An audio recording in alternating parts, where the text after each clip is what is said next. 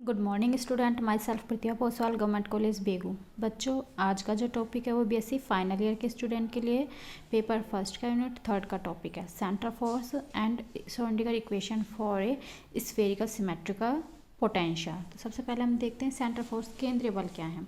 Centre force क्या है?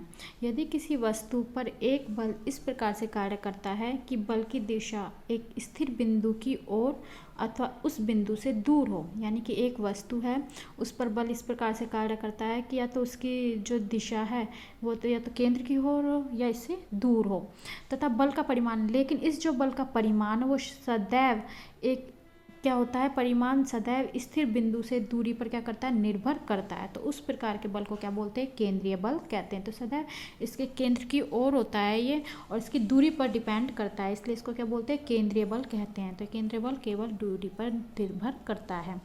अब हम देखते हैं गोलीय सममित विभव के लिए श्रोडिंगर समीकरण, यानी कि Schrodinger equation for a spherical symmetric potential. तो इसमें एक बात है, ये गोलीय सममित विभव। तो पहले ये समझ लीजिए गोलीय सममित विभव क्या होता है, स्फेरिकल सिमेट्रिक पोटेंशियल क्या होते हैं।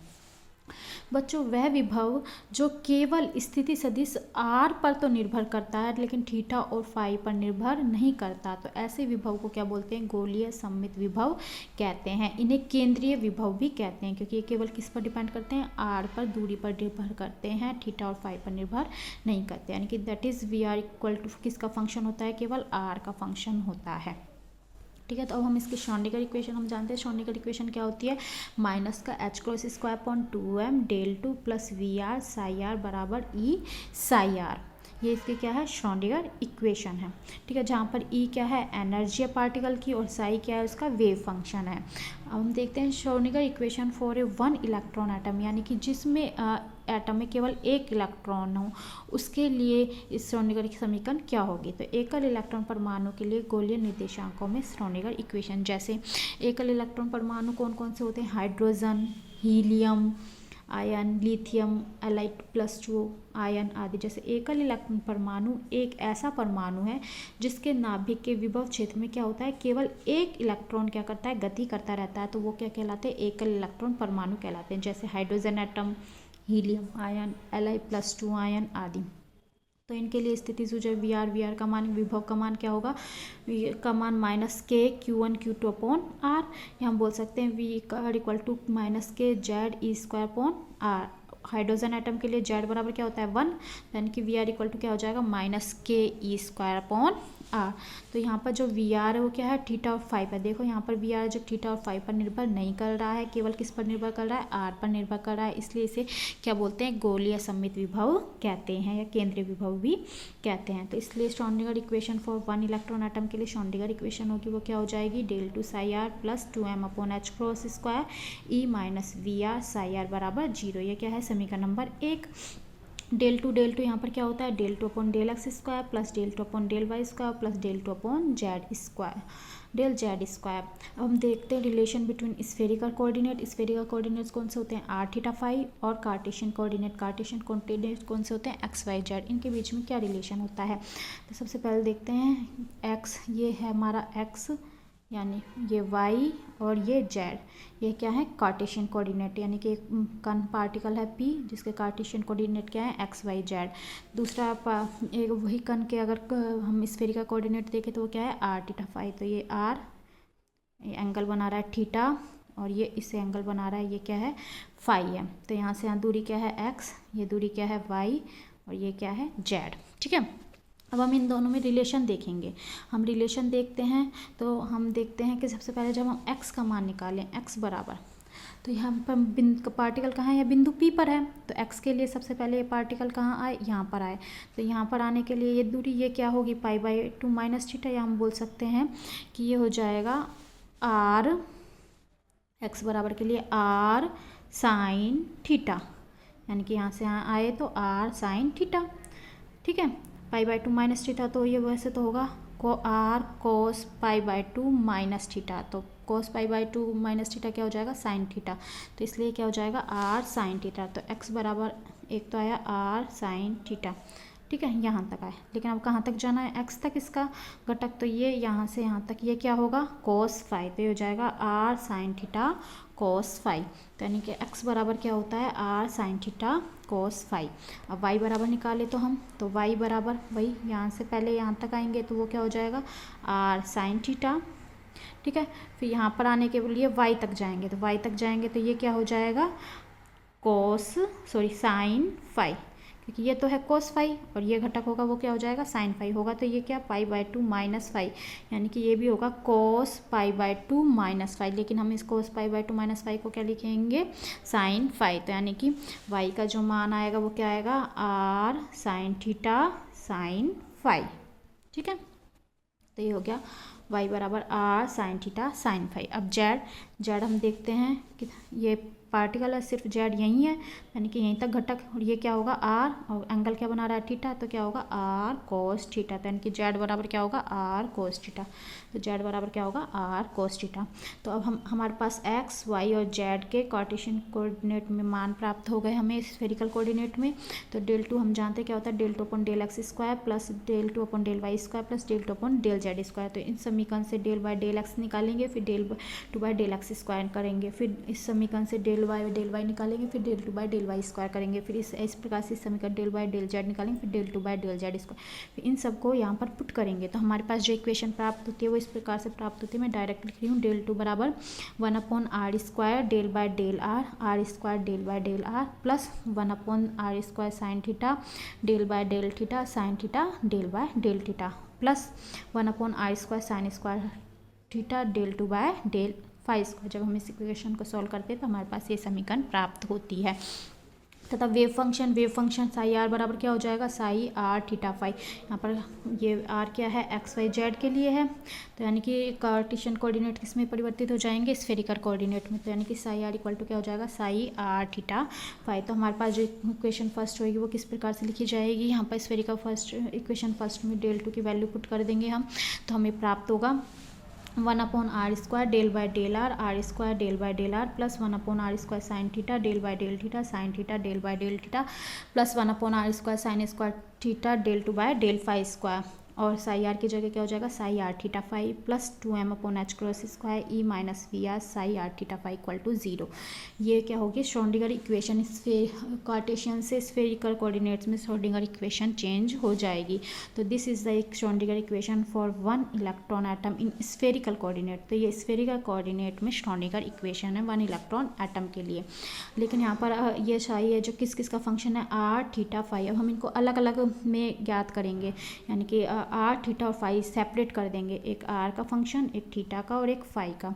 तो 3 प्रकार की इक्वेशन हमें प्राप्त होंगी। तो अब हम इनको सेपरेट करेंगे, तो इसके लिए हम पढ़ेंगे अब सेपरेशन ऑफ वेरिएबल यानी चल राशियों का पृथक्करण। तो इसके लिए हम पहले मानकर चलेंगे कि गोलीय निर्देशांकों यानी कि स्फेरिकल कोऑर्डिनेट को विभाजन करने के लिए तरंग फलन साई को, जो कि किसका फंक्शन है आर थीटा फाई पर निर्भर करता है, को किस प्रकार से लिखेंगे निम्न प्रकार से लिखते हैं जैसे साई आर थीटा फाई बराबर आर और वाई थीटा फाई, यानी 2 भागों में, एक तो जो पूरी तरह से आर पर डिपेंड है, दूसरा थीटा और फाई पर डिपेंड है। तो यहाँ पर हम साई आर थीटा फाई की जगह क्या रखेंगे आर वाई थीटा फाई। तो हमारे पास जो समीकरण प्राप्त होगी वो इस प्रकार से प्राप्त होगी वाई थीटा फाई, क्योंकि यहाँ पर आर का है तो इसलिए वाई थीटा फाई बाहर कॉमन आ जाएगा, तो ये जाएगा y theta phi upon are square del by del r square del by del r plus, अब यहाँ पर क्या है थीटा का है इसलिए आर बाहर आ जाएगा, तो ये जाएगा are upon are square sine theta अब del by del theta sine theta del by del theta Y theta phi. यहाँ भी ये किसका फंक्शन है वाई का है और ये थीटा फाई का है, तो ये अंदर रहेगा और ये बाहर आ जाएगा, तो ये जाएगा are upon are square sine square theta del two by del phi square Y theta phi plus 2m/h cross square E minus V r Y theta phi equal to 0।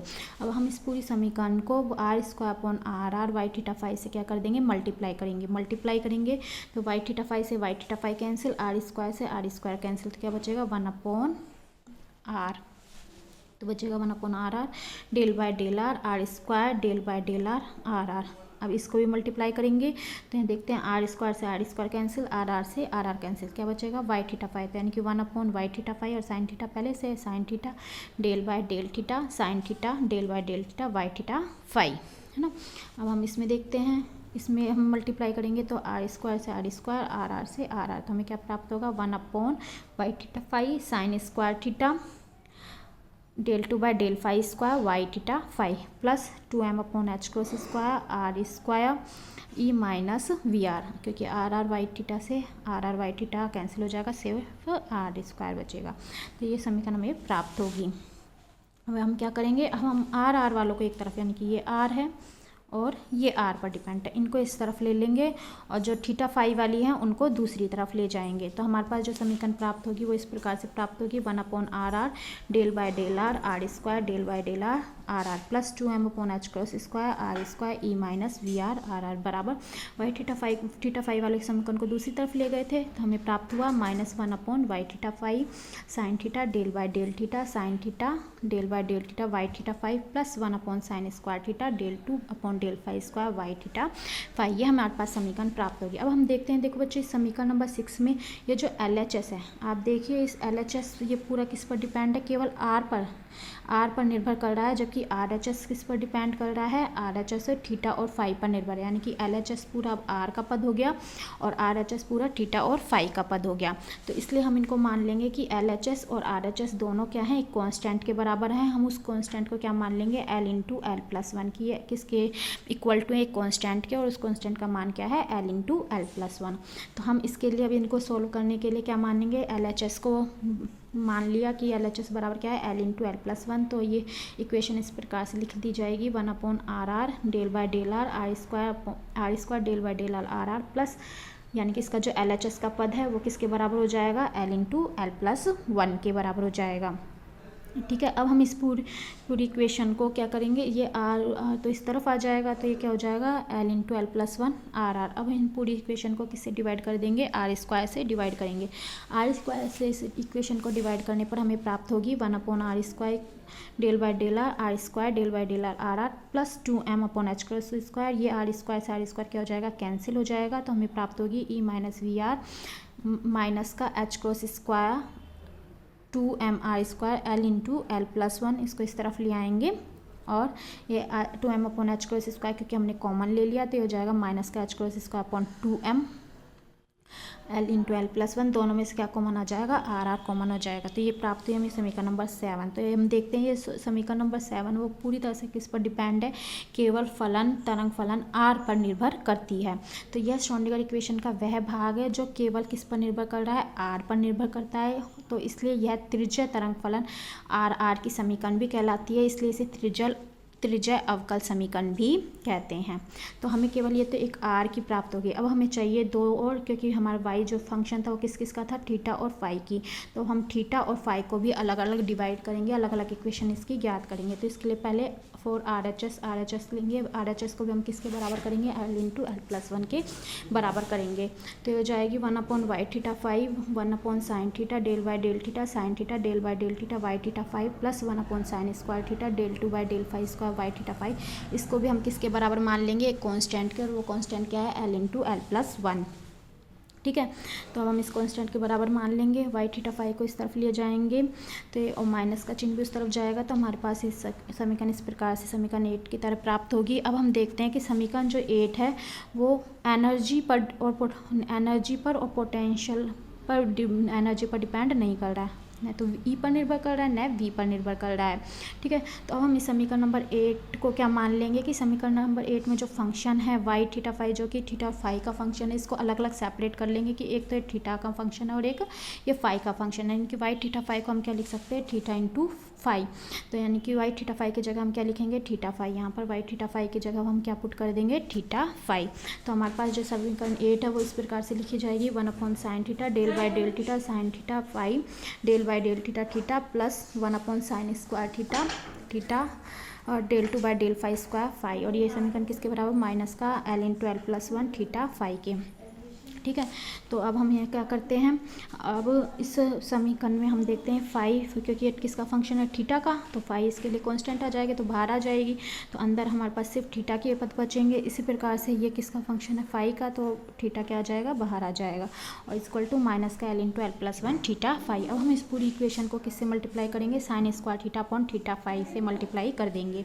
तो साइन स्क्वायर थीटा, एक sine theta से sine theta cancel, एक phi से एक phi cancel, तो हमें प्राप्त होगा sine theta upon theta del by del theta sine theta del by del theta plus plus ये इस तरफ आ जाएगा, माइनस का है तो यहाँ पर आकर प्लस का हो जाएगा, plus L into L plus 1 sign square theta, क्योंकि थीटा फाई से थीटा फाई कैंसिल हो जाएगा, इज इक्वल टू ये इस तरफ चल जाएगा फाई का, तो ये जाएगा थीटा से एक थीटा कैंसिल हो जाएगा, साइन स्क्वायर थीटा से साइन स्क्वायर थीटा कैंसिल हो जाएगा, ये थीटा से theta cancel, sine square theta sine square theta cancel, तो हमारे पास क्या बचेगा माइनस का 1/5 del two phi upon del phi square. तो देखो बच्चों, अब इसका पूरा जो LHS है वो सिर्फ किस पर डिपेंड है, थीटा पर, और RHS है जो किस पर डिपेंड है, फाई पर। तो आर तो हमने पहले ही अलग इक्वेशन निकाल ली थी, और अब ये LHS होगी थीटा की इक्वेशन और RHS होगी फाई की इक्वेशन। तो ये भी हम मान लेते हैं कांस्टेंट के बराबर है, और उस कांस्टेंट को क्या मानेंगे, m स्क्वायर। तो हम मान लेंगे LHS डिपेंड ओनली थीटा और RHS डिपेंड ओनली फाई। तो इक्वेशन 10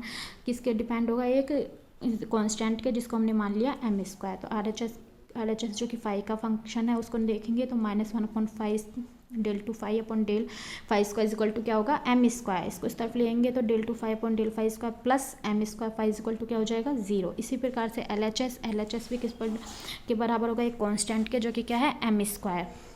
तो हम जब LHS को लिखेंगे तो वो इस प्रकार से होगा del by del theta sine theta del theta by del theta plus L into L plus 1 sine theta minus, इसको इस तरफ से इस तरफ ले आएंगे तो minus m square sine theta theta is equal to 0। इस पूरे इक्वेशन को किससे मल्टीप्लाई करेंगे, डिवाइड करेंगे, साइन थीटा से डिवाइड कर देंगे तो हमारे पास प्राप्त होगी equation 1/sin theta del by del theta sine theta del theta by del theta plus sine theta से डिवाइड करेंगे तो कैंसिल हो जाएगा, और इसको करेंगे तो क्या हो जाएगा साइन स्क्वायर थीटा, तो ये हो जाएगा L into L plus 1 minus का m square upon sine square theta. तो ये पूरी किस पर डिपेंड हो गई, थीटा पर।